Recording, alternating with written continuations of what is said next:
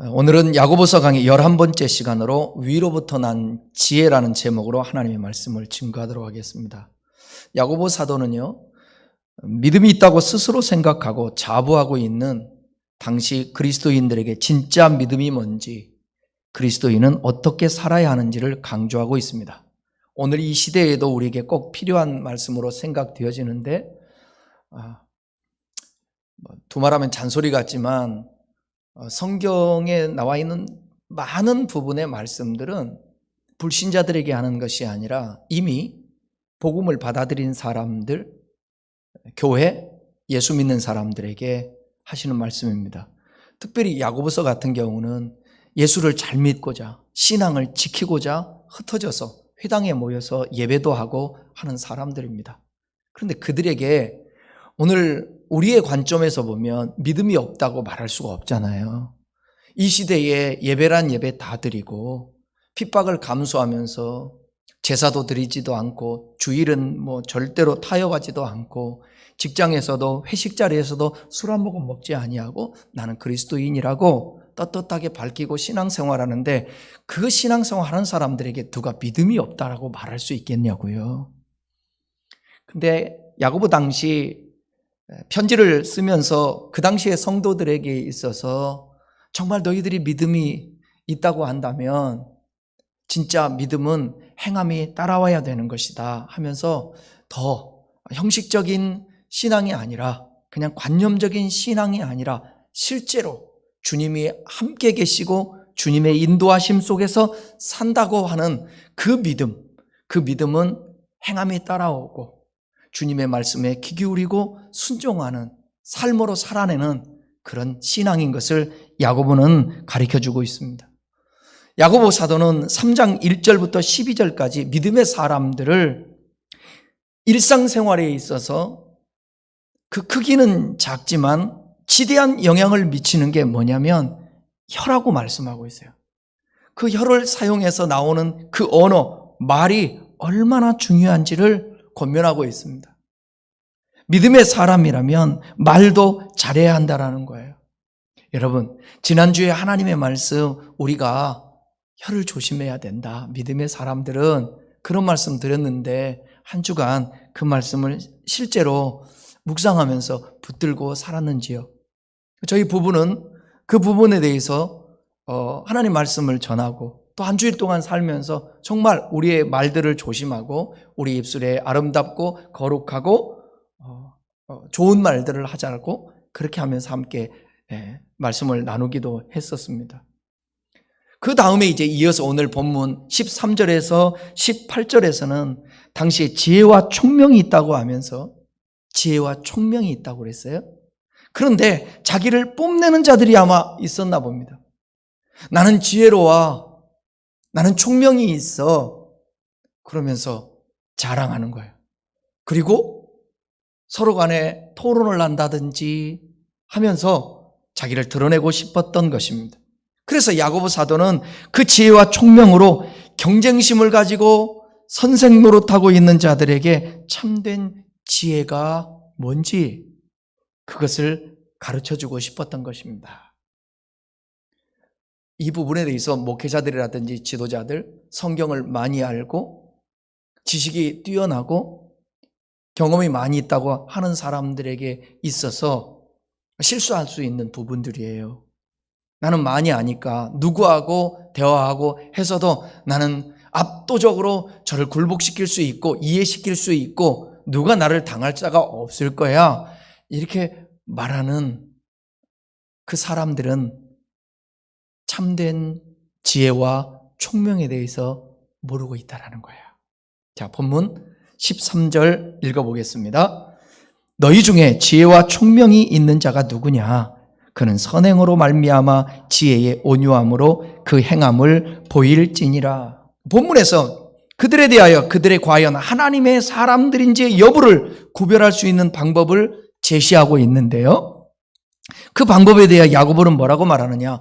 만약 어떤 사람들이 자신에게 지혜와 총명이 있다고 한다면 그들은 온유함으로 지혜의 일들을 그들의 선한 행실로 보여야 한다는 거예요. 다시 말해서 지혜로운 사람은 반드시 행함으로 나타나야 된다라는 것입니다. 그렇다면 먼저 우리가 생각할 것은 지혜가 무엇인가라는 것에 대해서 한번 말씀 나눠보겠습니다. 지혜라는 단어는 구약에서는 뭐라고 그러냐면 호크마라고 그래요. 호크마.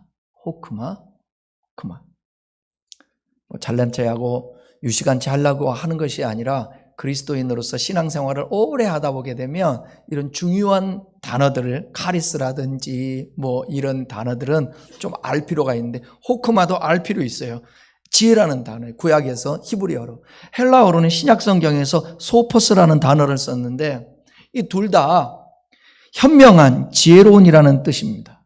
그래서 유대인들 사이에서는 하나님에 관한 지식을 바탕으로 삶의 자리로까지 나아가 순종되어지고 하나님을 아는 지식이 녹아져 실천하는 것을 말합니다.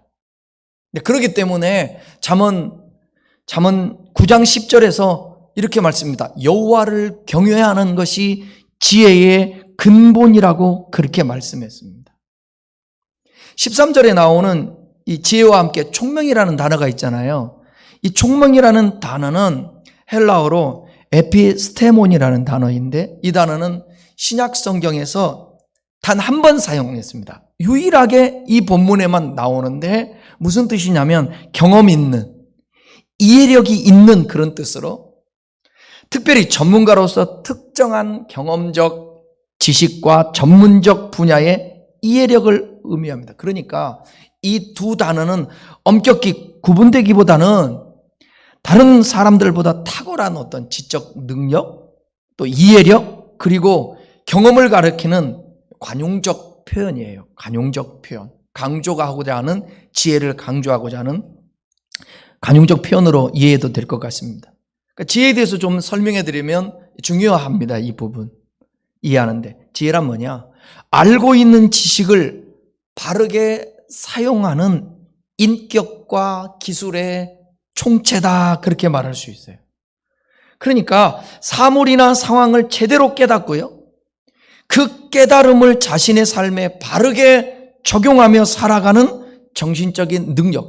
성경을 아는 것이 중요한 것이 아니라 그 성경을 이해하고 우리가 살아가는 삶의 현장에서 그 말씀을 적용하며 살아내는 것입니다. 사람이 살아가는 삶에는 어떤 질서가 있고 이치가 있잖아요. 돌아가는. 여러 상황 속에서 그 질서나 이치를 갖다가 잘 파악하고 이 이치에 맞추어서 살아가는 것이 인생의 지혜입니다. 사람들이 순리와 이치와 질서 이렇게 살아가면 이 세상이 얼마나 아름다운 세상이 되어질까요? 그것을 성경은 가르치고 있는 거예요. 종교에서 그런 것들을 가르치고 있는 것입니다. 그런데 성경에서 가르치고 있는 것은 완전한 진리의 말씀이잖아요. 그 말씀을 알고 이해하고 그걸 살면서 적용을 하는 것입니다. 이것을 그렇게 살아낼 수 있는 그 힘들, 통찰력들, 이걸 지혜라고 말하고 있는 거죠. 그래서 이스라엘 민족은 그 질서나 이치가 하나님에 의해서 주어진 것으로 그것이 바로 하나님의 뜻이라고 믿었습니다. 그래서 하나님의 뜻을 알고 그 뜻대로 순종하면서 살아가는 것, 다른 말로 하면 하나님을 경외하는 것, 그것이 곧 지혜의 근본이라고 말하고 있는 거죠. 지혜가 뭐냐? 지혜라는 것은 하나님이 말씀하신 것을 믿고 하나님을 경외하면서 하나님을 섬기며 그분이 주시는 말씀대로 살아내는 것, 이게 지혜롭게 사는 것입니다. 아멘이죠? 예수를 그리스도로 고백하고 오늘을 살아가는 그리스도인이라면 세상이 가르쳐주는 처세술이나 가치관, 세계관과 같은 세상 지혜가 아니라 그 주어진 상황 속에 담겨있는 하나님의 뜻을 찾아서 그 뜻을 따라 순종하며 살아가는 참된 지혜자의 삶을 살아갈 수 있어야 한다는 것이에요. 나는 여러분들이 이제 지혜와 지식에 대해서 설명을 할 텐데 좀 구분해서 저는 여러분들이 정말 하나님이 주시는 그 지혜를 받았으면 좋겠어요. 지혜로운 사람이 돼야 돼. 그 지혜와 지식에 대해서 로이드 존스라는 영국의 그 목사님이 그런 말씀을 하셨습니다. 지혜와 지식에 대해서. 오늘날 우리는 지식에 몰두합니다. 우리는 백과사전의 두께를 늘려가고 있습니다. 맞죠? 지식적으로는 백과사전을 늘려가고 있잖아요. 한없는 지식이 늘어나고 있으니까. 지금은 지식의 모음집들이 범람하고 있으며 사람들은 정말로 박식합니다. 맞아요. 박식하고 똑똑해요.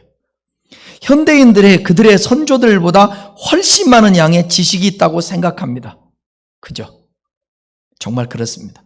그런데 현대 세계에 명백히 부족한 것이 있는데 로이드 존스 목사님은 말하기를 지혜가 부족하다는 거예요. 지식은 있는데. 지식은 일반적으로 이론적인 반면 지혜는 언제나 실제적이라는 거예요.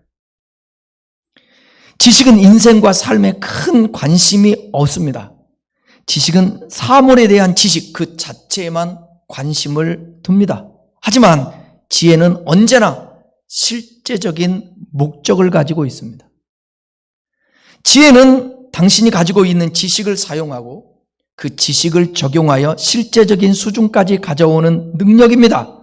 지혜는 살아서 무언가 하기를 원합니다. 지식으로는 의지와 상관없이 활동하는 정신을 소유하는 반면 지혜에 있어서는 의지에 복종하여 행동하는 정신을 소유하게 된다는 사실입니다. 이렇게 로이드 존스 목사님은 지식과 지혜에 대해서 설명하고 있는 것입니다. 아무리 여러분 이론적으로 나무는 쪼개어서 화로에다 집어넣는데 도끼로 치는 거야. 그 지식을 가지고 있어도 이것을 가서 도끼자루를 들고 그 다음에 나무를 세워놓고 쪼개요. 그것도 한 번 쳐서 아무리 여러분 이론적으로 안다고 해서 처음에 내리치는데 나무가 갈라집니까? 아니에요. 그렇지 않아요. 등치가 훨씬 크고 장정인데도 불구하고 나무를 자르는데 분명히 책을 보고 왔어요. 나무는 이렇게 자른다고. 또 배우기까지 했어요. 이렇게 쪼갠다고. 그래서 쪼갰는데 안 되는 거예요. 80kg가 된 장정이 젊은 사람이 치는데 안 되는 거예요. 그런데 비록 배움과 학식은 부족하지만 그렇지만 실질적으로 자기가 경험하고 내려쳐보니까 이게 이론적으로는 배운 사람보다 훨씬 더 그 경험으로 인하여서 한 번에 내리치는 거예요. 지혜라는 것이 바로 그런 것입니다. 그러니까 우리에게 분명코 지식이 필요한데 이 지식은 지혜까지 나가야 더 그것이 복이 된다라는 것입니다.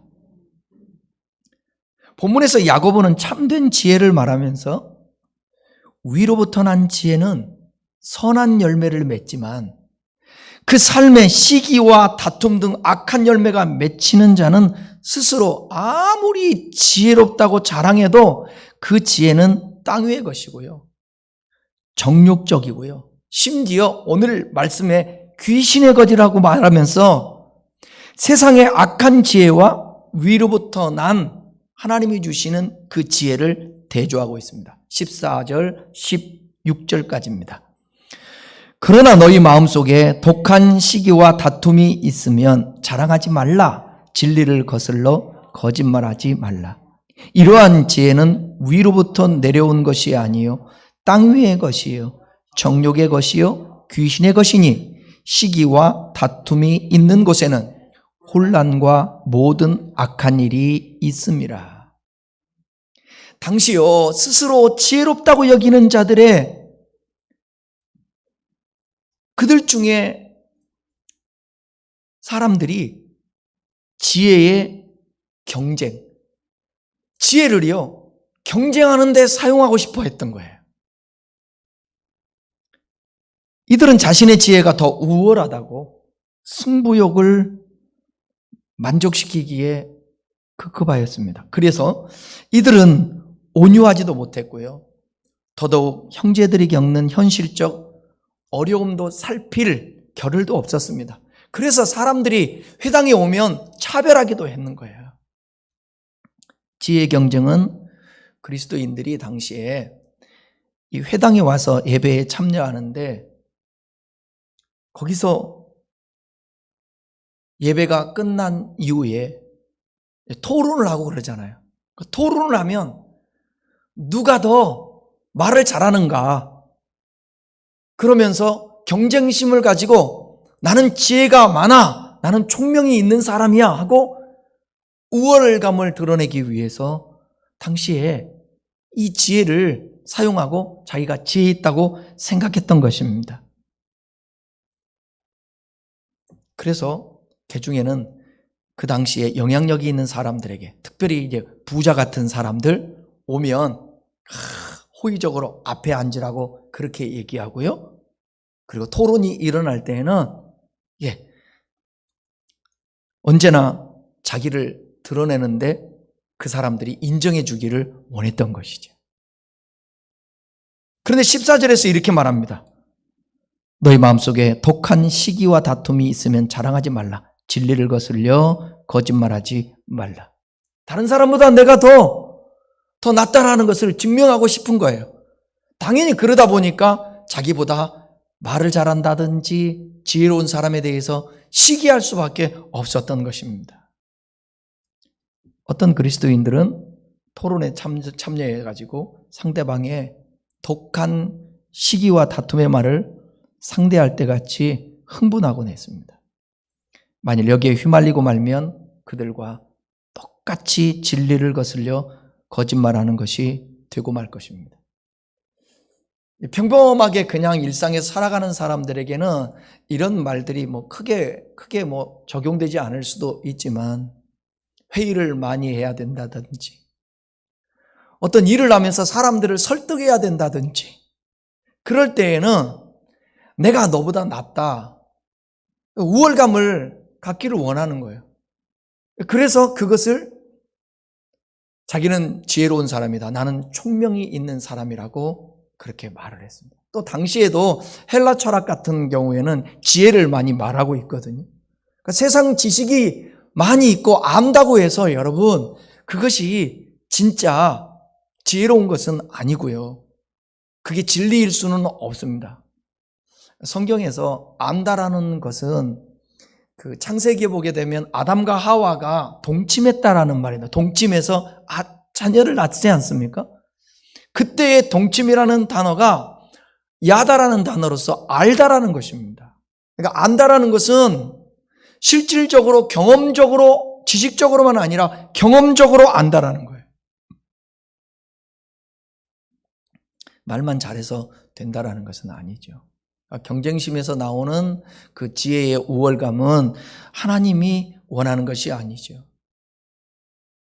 참된 지혜, 즉 위로부터 난 지혜를 얻지 못하고 경쟁이나 해서 이기기 위한 세상 지혜는요, 오늘 본문에서 정욕적이라고 말하고요, 시기와 다툼이라 일으키고요, 혼란과 악한 일을 야기하는 지혜라고 경고합니다. 야고보는 세상 지혜를 뭐라고 얘기하냐면 귀신의 것이라고 말해요. 세상 지혜를 귀신의 것이라고. 악한 영을 닮은 악한 영에서 기인한 것이라는 것입니다. 귀신은요, 사람들 내면의 시기와 이기적인 야망을 품도록 부추기고요, 평화로운 공동체에 파괴하기 위해서 거짓과 선동의 생각을 뿌려줍니다. 그래서 귀신이 역사하는 지혜는 절대로 섬김, 양보 이게 없습니다.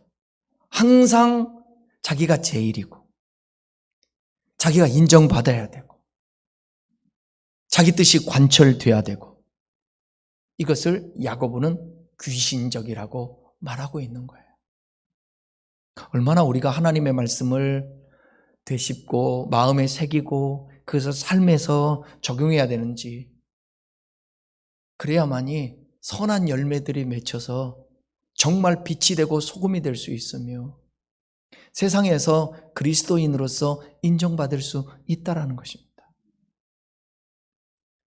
여러분, 당시에 예수 믿는 사람들이 지금 흩어져서 하나님이 그들에게 요구했던 게 뭐겠습니까?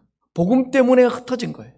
그렇다면 흩어진 곳에서 복음을 위해서 또 살아내야 되거든요.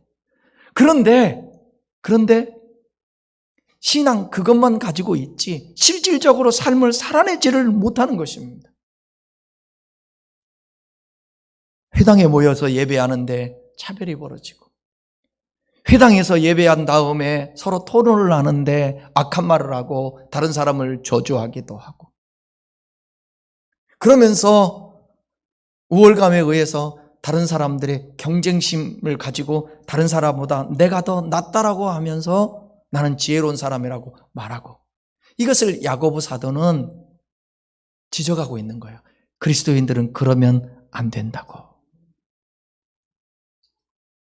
귀신에게 지배를 당하는 자는 자신이 속한 공동체를 분열시키고 사람들을 공동체에서 쫓아내기도 합니다. 그러니까 여러분이 귀신에게, 단어가 좀 그렇지만 지배당하고 점령당하면 안 돼요. 여러분이 지배를 당하면 여러분의 가정이 파괴돼요. 가정에서 누군가가 귀신의 지배, 악한 영의 지배를 받으면 그 가정은 혼란이 끊임없어요. 분란이 항상 있어요. 다툼이 있어요. 싸움이 언제나 일어나요. 그래서 여러분 중에 영역을 가져야 되는 거예요. 위로부터 임하는, 이따도 말씀드리겠지만, 위로부터 임하는 그 하늘의 지혜를 받아서 그 지혜로 그 사람들을 이긴다라는 게 토론하고 말로 해서 이기는 것이 아니라 영적인 힘으로 이기는데, 그게 위로부터 난 지혜로 이겨내는 거예요. 그런 여러분들이 은혜를 받았으면 좋겠는데, 야고보는 위로부터 난 지혜에 대해서 설명을 합니다. 17절, 18절입니다. 오직 위로부터 난 지혜는 첫째 성결하고, 다음에 화평하고 관용하고 양순하며 긍휼과 선한 열매가 가득하고 편견과 거짓이 없나니, 화평하게 하는 자들은 화평으로 심어 의의 열매를 거두느니라. 위로부터 난 지혜는 하나님께서 은사로 주시는 지혜라고 말하고 있습니다. 그래서 1장에서 빛들의 아버지께로부터 내려오는 온전한 선물이라, 지혜가, 하나님께로부터 난 지혜는 경쟁하거나 자신을 절대로 뽐내서 다른 사람을 이기려고 한다든지 다른 사람보다 내가 뛰어나다라고 자랑하는 것이 아니라는 것입니다. 그래서 야고보 사도는 지혜라는 것은, 위로부터 난 지혜는 반드시 이와 같은 거야. 예를 든다면 성결. 성결이라는 단어, 히그노스라는 단어인데 세상적이고 이기적인 악으로부터 떠나 오직 하나님만을 의지하는 순결함과 거룩함을 의미합니다. 이런 지혜를 가지고 있는 사람이 어떻게 경쟁하려고 할 수 있겠어요? 두 번째는 화평입니다. 화평. 에이레스 코스라는 단어인데, 이건 뭐냐면 분란과 반대되는 개념인데 평화를 얘기하는 거예요. 하나님의 지혜를 가진 사람은 어디에서든지 항상 평화를 이룹니다. 여러분들이 평화에 거룩한 그리스도인들 됐으면 좋겠습니다. 세 번째는 관용이라고 말해요. 관용. 에피에이케스라는 단어인데, 이것은, 관용은 온화하고 친절함을 의미하는 거예요. 교만하지 않는 거예요. 어디서든지 분란을 일으키지 않는 거예요. 인정이 많은 사람으로서 사려 깊은 행동을 하는 사람이에요. 오늘 우리가 하나님 앞에서 정말 관용을 베풀 수 있는 사람 되게 해달라고 기도해야 돼요. 정말 중요한 부분이에요. 쉽지 않더라고요. 여러분 성품이 온화하십니까? 친절하십니까? 어떤 사람은 참 친절한 사람이 있는데 어떤 사람은 전화를 하든 어떤 사람은 만나서 얘기를 하든 보면 항상 공격적이야. 온화하지가 않아. 친절하지가 않아. 그러니까 자꾸 불편하죠.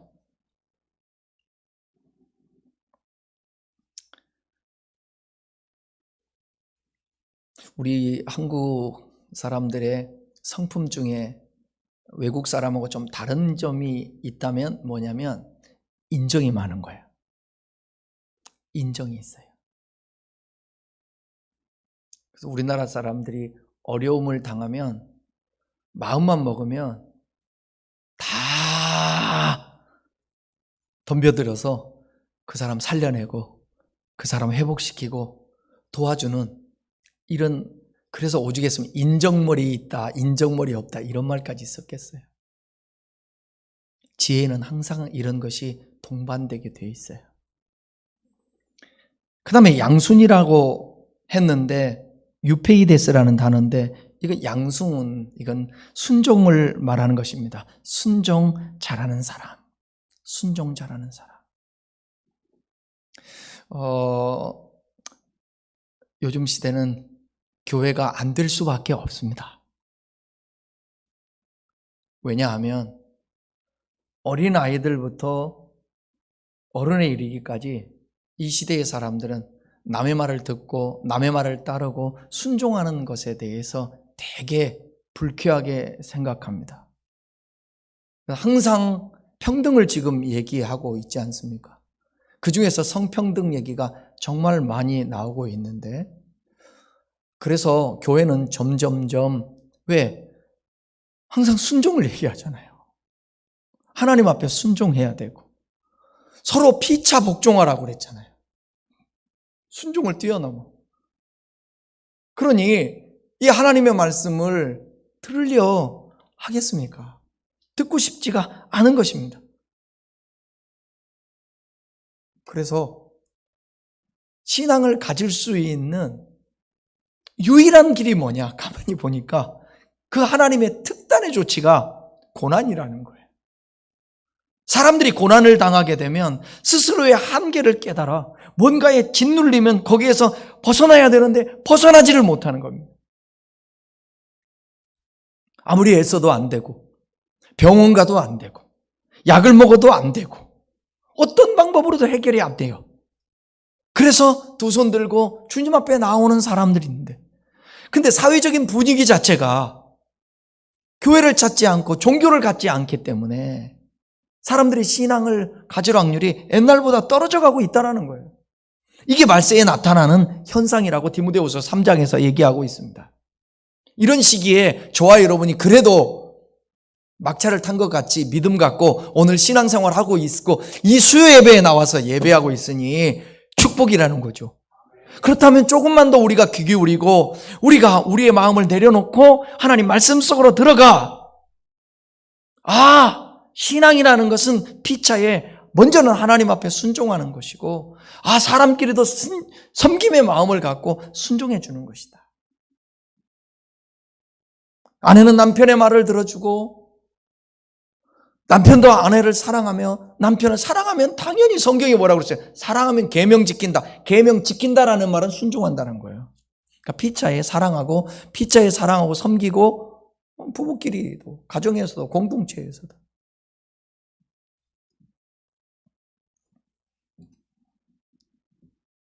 그러니까 여러분, 경쟁심에서 나는 지혜와 총명이 있는 사람이야 라고 생각하고 그 지혜를 얻으려고 하고, 이 자체가 얼마나 그리스도인들에게 있어서 부적절한가를 야고보는 얘기하고 있는 것입니다. 그 다음에 참 중요한 또 긍휼이라는 단어 있잖아요. 긍휼, 엘레오스라는 단어인데, 위로부터 나는 지혜는 긍휼히 여겨야 된다네. 긍휼. 긍휼이라는 게 뭐냐? 이타적인 사랑, 곧 자비와 동정과 불쌍히 여기는 마음을 의미하는 겁니다. 이런 마음이 서로 간에 있게 되면, 그래서 그래도 가정이라는 공동체가 가장 좋은 공동체인 것은 뭐냐면 서로 불쌍히 여기고 동정해주고 사랑해주고 그러지 않습니까? 그것이 가정에서 깨져버리면 이 사회가 무너지게 되는 것입니다. 가정이 살아야 사람 살아가는 이 사회가 살아날 수 있는 것이에요. 성경은 이렇게 말합니다. 여러분들이 긍휼히 여김을 받고 싶거든 먼저 긍휼히 여기는 자가 되어야 합니다. 긍휼히 여기는 사람이 되어야 돼요. 팔복 중에 하나가 이 긍휼이 들어가 있다. 그러니까 성경의 중요한 것들을 많이 얘기하는데, 아까 그 화평도 얘기했잖아요. 근데 팔복에도 화평이라는 게 있지 않습니까? 근데 성경에 또 성령의 열매 중에서도 나오잖아요. 사랑과 화평 나오잖아요. 양선도 나오잖아요.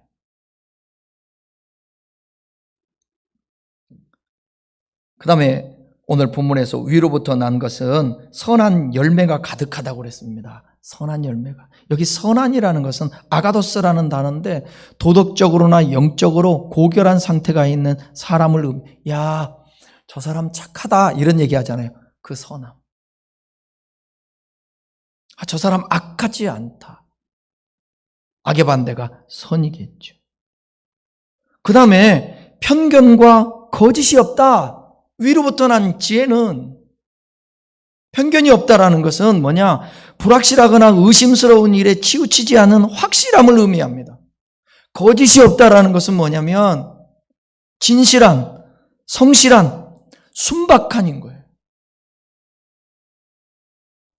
그러니까 여러분, 세상에서 말하는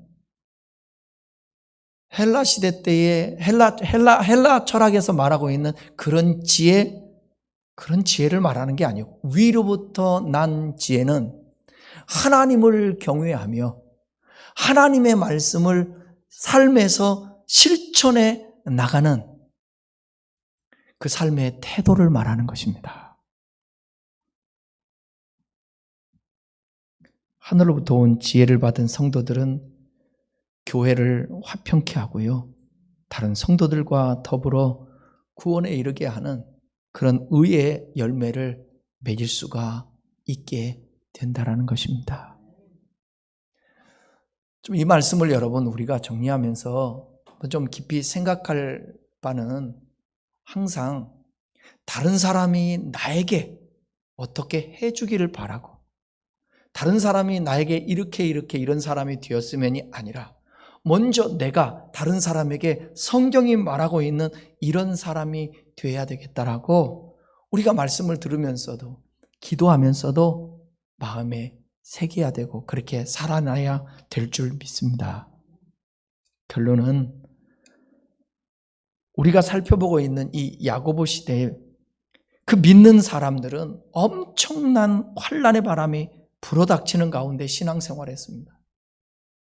많은 사람들이 핍박을 피해 삶의 터전을 벌이고 나그네로 뿔뿔이 흩어지는 그런 아픔을 겪어야 했습니다.